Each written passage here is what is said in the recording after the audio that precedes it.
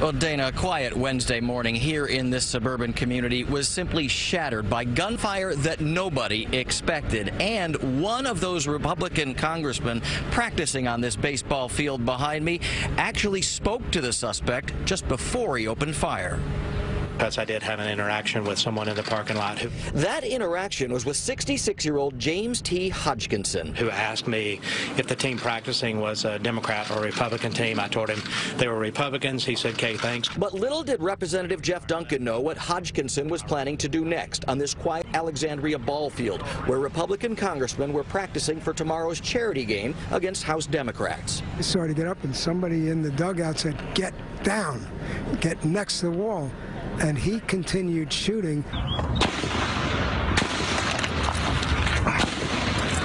Dozens of shots rang out, some even hitting the window of a nearby YMCA. Hodgkinson used an assault rifle like this one. House Majority Whip Steve Scalise, who was reportedly near second base, crawled bleeding to the outfield. Here you can see him being carried by a stretcher to a waiting medevac. Senator Jeff Flake witnessed it all.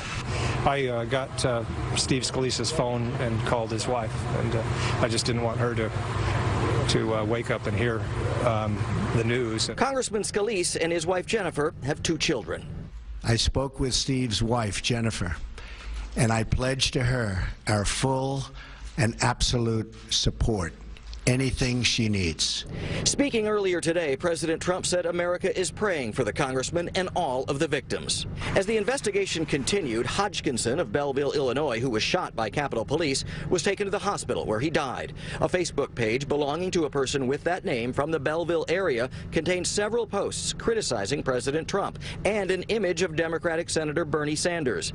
I am sickened by this despicable act. A lifelong friend of Hodgkinson, who was a home inspector, told CBS he knew nothing about his political beliefs, and what happened today was simply not in his nature.